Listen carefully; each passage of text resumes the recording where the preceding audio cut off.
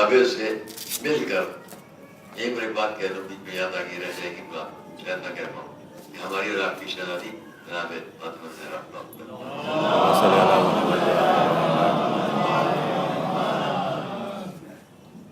से किसी ने सवाल कर लिया, ये बीच बात याद आ गई काबे पर, इसलिए कहते हैं कि उनसे सवाल कर लिया किसी ने कि शहजादी ये बताइए कि जब मौला अली के लिए रसूल ने इतने ऐलान कर दिए तो वो अपना हक मांगने क्यों नहीं गए?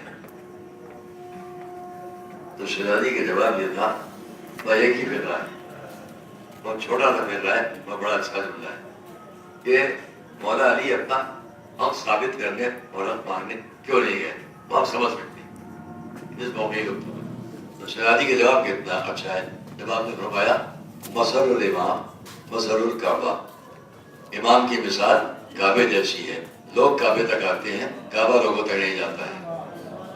तो अली भी लोगों तक क्यों जाए, जिसको आना है अली तक आएगा।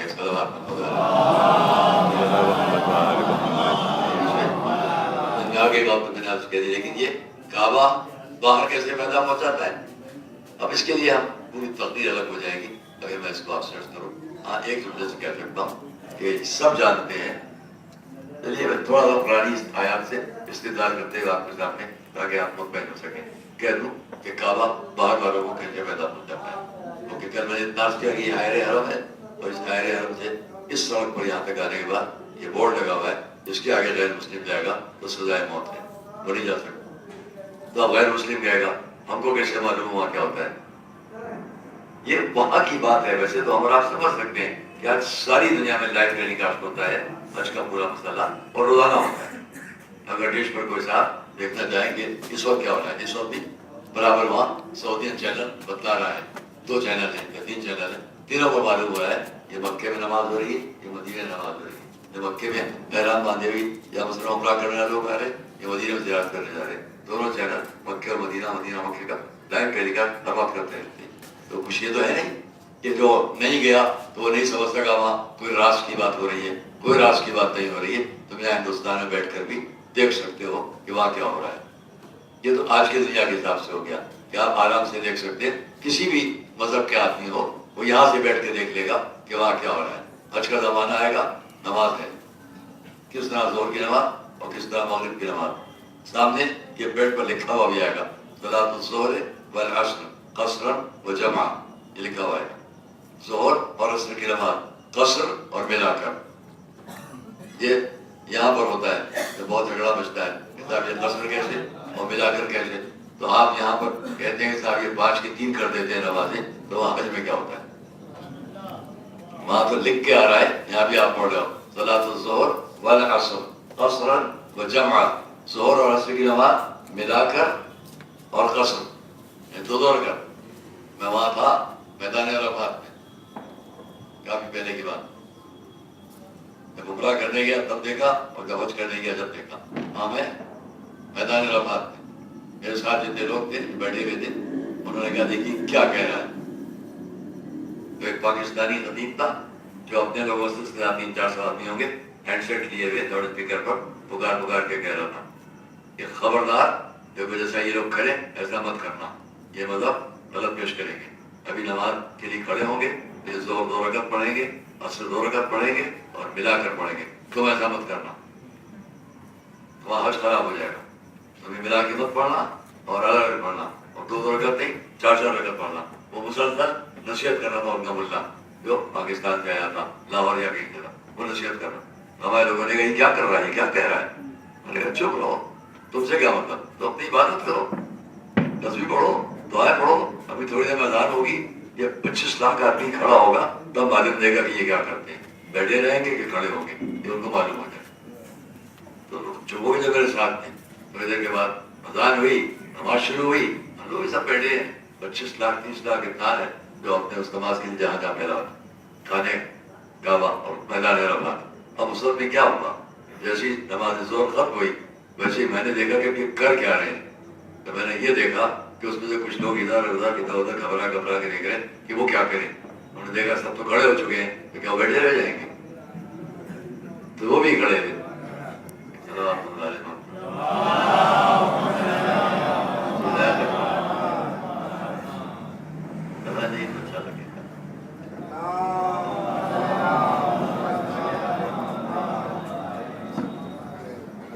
وہاں پر یہ میں نے کہا کہ یہ طریقے اداروں کی عادت ہے ہمارے ملک کے اندر. ہمارے ملک میں یہ کبھی مطمئن نہیں ہوتے ہیں اور ہمیشہ اسی کوشش میں ہوتے ہیں کہ جو دوسرا کر رہا ہے. یعنی عجب مشکل یہ ہے کہ ضد میں اپنا مذہب خراب کرتے ہیں, دوسرے کا نہیں خراب کرتے, اپنا مذہب ضد میں خراب کر لیتے ہیں. یہ ایسا کر رہے تو ہم ایسا نہیں کریں گے. ارے بھائی وہ ایسا کر رہے پہلے یہ تو پتہ لگا لو کہ وہ مذہب کی بات ہے کہ نہیں ہے, وہ اسلام کی بات ہے کہ نہیں ہے. اور وہاں حج کا میدان, عرفات کا میدان, وہاں یہ ہو رہا ہے کہ نہیں. ملا کے مت پڑھنا, الگ پڑھو, 2 رکعت مت پڑھنا, 4 پڑھو. اب وہاں جب جیسی مجمع کھڑا ہوا تو پتہ نہیں چلا وہ ملا کدھر گئے, لیکن ان کا پورا مجمع کے ساتھ میں کھڑا ہو چکا تھا. وہی وہ اللہ اکبر کر رہا تھا, وہ بھی 2 رکعت پڑھ رہا تھا, وہ ملا کے. تو وہاں نماز کی بات کریں کہ خانہ کعبہ ساری دنیا کے لیے کیا ہے.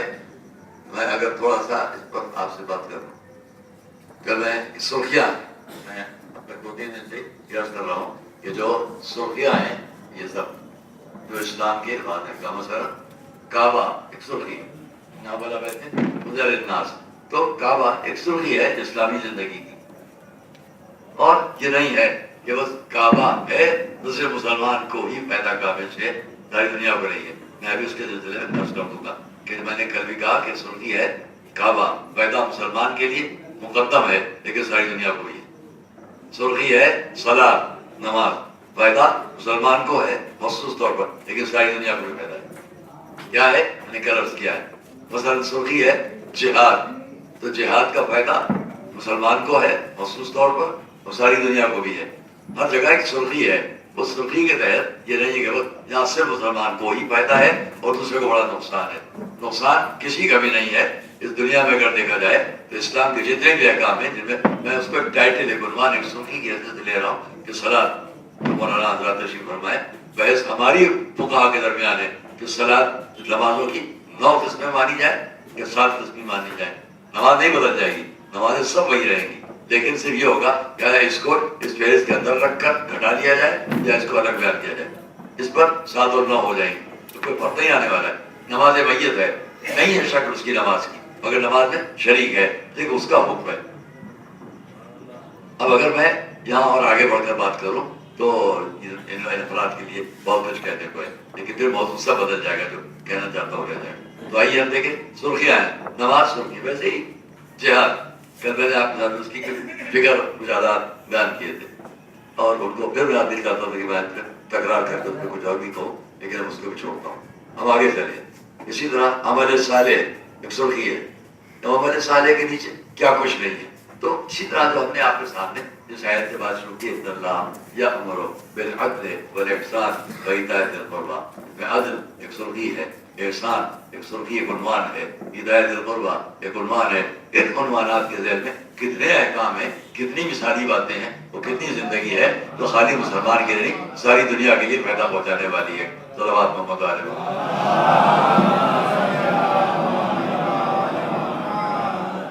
اور مثلا لفظ عدل ہے, جسٹیفیکیشن, انصاف, بہت اچھی اس پر ایک چھوٹی سی کتاب ہے. آج مجلس پڑھتے اگر جناب مولانا کلب جواد صاحب اور ہمارے بہت عزیز ہے وہ, ان کے قدر گرامی میرے لیے بہت محترم تھے جناب مولانا کلب جواد صاحب قبلہ, اسی آیت میں جو سے آپ کے سامنے رکھ کر رہا ہوں, انہوں نے عدل پر اور اعتدال پر بہت اچھا کتاب چاہتا. علی گڑھ یونیورسٹی میں جب ہوتے اپنے شعبے کے صدر وہاں انہوں نے لکھی تھی کتاب, بہت اس کو پیش کی تھی. میرے پاس ہے کہ مجھ کو دیکھ کر عطا فرمائی میرے پاس ہے. تو عدل اور اعتدال اس کو انہوں نے اس پہ واضح کیا ہے نظر العلیٰ کی روشنی میں. تو ہم اس موضوع کو نہیں بیان کر رہے ہیں آپ کے سامنے, ضمن بات ہوگی. جب میں نے کتاب میں نے دیکھی بہت اچھی کتاب چاہے مگر بہت اچھا ہے, تو اس کے اندر انہوں نے عدل اعتدال نظر العلیٰ کی روشنی میں مولانا کلب صاحب کے نام. اور یہ بڑی اچھی بات مجھے کل معلوم ہوئی کہ ہمارے کاشم میاں سے کہ یہاں پر مولانا انہوں نے بھی ان مجلسوں کو خطاب کرنا مجھے نہیں معلوم تھا. میں سمجھتا تھا کہ مولانا محمد مہدی صاحب پوری اور ہمارے مولانا مشرا صاحب, لیکن کیونکہ مجھے خود اتنا زمانہ گزر چکا ہے تو ہمارے یہ فخر کی بات تھی کہ ہمارے استاد تھے مولانا انہوں نے بھی. اگر میں ان بزرگوں کے بارے میں خالی بات کروں تو جو میرے معلومات ہیں تو آپ کو بڑا اچھا لگے اور بڑا وقت بھی گزرے, لیکن یہ ممبر سے اس کا تقاضا نہیں ہے. تو آئیے ہم آگے تک بات کریں کہ اگر ہم یہ دیکھیں کہ فائدہ کہاں تک ہے کسی بات نماز کا بھائی شخصیت ہو گیا. اس میں دو باتوں سے میں آپ کے سامنے مثال شروع کرتا ہوں. فرض کیجیے کہ تاریخی مثال ہے, ایسا تو نہیں ہے کہ کل میں نے ایک بات آپ سے کی تھی, نماز استسقا, قحط پڑے گا, بارش نہیں ہوگی, تو کیا وہ جا کے جب نماز استسقا پڑے گا کوئی مسلمان, کیا وہ یہ دعا کرے گا مالنے والے یہ پانی سے ہمارے کھیتوں کو برسانا, جو ہمارے کھیتوں میں پانی برسانا, یا بہت پانی برس رہا ہے یا بہت تیز آندھی چل رہی ہے پہلے وہ ہمارے ہی گھروں کو بچانا. یہ سب نماز آیات جب ہوتی ہے مسلمان پڑھتا ہے تو کیا اس کے اندر یہ نیت ہوتی ہے بس ہمارے لوگوں کو پیدا پہنچے, کسی اور کو پیدا نہ پہنچے. کہ اسلام کی ساری زندگی کا پیدا سب کے لیے. میں جتنی مثالیں دوں آپ مثالیں بہت اس پر میرا ذہن ہے لیکن میں اس کو نہیں کہتا, ایک چھوٹی سی مثال دیتا ہوں. دیکھیے حضرت آدم سے جو ابھی کیلنڈر تاریخ جو ہمارے سامنے ہے اس میں حضرت آدم کے وقت سے لے کے ہمارے حضور تک, جیسا کہ صاحبان تواریخ نے مطلب مروردین نے اپنی تاریخ میں نبوت حضرت آدم سے 6163 سال یا 6246 سال 26 سال کا فاصلہ بتاتے ہیں وہ, کہ حضرت آدم کی نبوت سے لے کے ہمارے حضور تک دو راستے ہیں, ایک ہے کہ حضور کی ولادت کی تاریخ اور ایک ہے ہجرت کی تاریخ. لیکن کیلنڈر جو ہے اسلام انسانی کیلنڈر, وہ بات میں یہ تمام کر دوں جو میں نے ابھی شروع کیا اور پہلے تو آپ سے کہتا کہ کیلنڈر جو کچھ بھی ہمارے سامنے آتا ہے پہلے نہیں تھا کیلنڈر. اس کیلنڈر کے فاصلے طے ہوتے تھے کسی بڑے واقعے سے, کیلنڈر کے فاصلے کسی بڑے واقعے سے ملا کر جوڑے جاتے تھے. یہ واقعہ کب پیش آیا, شاید میں نے کبھی آپ کے سامنے کیا ہے کہ پرانے زمانے میں ہم دیکھتے تھے گھر میں بیٹھے ہوئے ہیں, ہمارے سامنے ہمارے گھر کی بزرگ عورتیں بیٹھی ہوئی ہیں, تو اس سے بات نکل رہی ہے کہ بھائی اس کا حامد الحسن کا سن کتنا ہے, ہم کہا جی اتنا ہے, ہم کہا نہیں اتنا نہیں اتنا ہے, کہ آپ کیسے کہہ سکتی ہیں اتنا ہے, کہتے ہیں جب وہ پھلا پیدا ہوئے تھے تو وہ اتنا بڑا تھا. تو تاریخ یوں جوڑی جاتی تھی نا اس زمانے میں, جہاں پھلا کی شادی ہوئی تم تھی اس شادی کے موقع پر, ان کو یاد ہے شادی کو کتنا 5 سال ہوئے کہ نہیں ہوئے, جب 5 سال ہو گئے تو اس وقت یہ بچہ گود میں تھا. تو یوں جس طرح عورتیں جوڑتی ہیں تاریخوں کو گھروں میں, جہاں پر بہت زیادہ ہر وقت یہ نہیں کہ کیلنڈر رکھا ہے تاریخ رکھی ہے دیکھا جا رہا ہے, وہاں جوڑنے کا طریقہ ہوتا ہے. تو ویسے ہی سمجھ لیجیے کہ جس زمانے میں کیلنڈر نہیں تھا تو اس وقت کیا تھا, اس وقت کے لیے مورخ نے جو کچھ جوڑ کر پیش کیا ہے وہ بیچارہ آج کا کتنا انٹلیکچوئل ہو, وہ کتنا سویلائزڈ ہو, وہ کتنا ہی بڑا موقع کو مبصر کر رہا ہو, وہ محتاج ہے مذہب کی تاریخ تک جانے پر. اگر نہیں جائے گا تو نہیں جوڑ سکتا کہ واقعہ کب پیش آیا. اور اس لیے ہم لوگ یہ کہنے کے, میں نے اس کو اپنی تقریر میں گزشتہ سال ٹی وی میں واضح کیا تھا کے مجلس میں, کہ یہ نہ سمجھا جائے کہ قرآن بائبل کا محتاج ہے, اوکے بائبلی سے تاریخ جوڑی جائے گی کہ تین تاریخیں, یہ مطلب سامری ہے اور یہ یونانی ہے اور یہ اس طرح, تو وہ نہیں. ہمارے پاس تاریخ کیا کہ حضرت آدم زمین پر آئے, وہاں سے کیلنڈر شروع ہو گیا. اب اس کیلنڈر کے فاصلے کیسے طے کیے جانے لگے کہ مثلا حضرت آدم کے نبوت سے لے کے 2616 سال کے بعد یا 2300 سال کے بعد حضرت نوح کی ولادت ہوئی, اور جب وہ 600 سال کے ہو گئے تب طوفان آیا. جب جوڑا جائے گا حضرت آدم کے نازل ہونے سے زمین پر آنے سے لے کر طوفان نوح تک کا یہ کیلنڈر ہے. یہ کیا ہے نبوت آدم, یہ کیا ہے اب طوفان.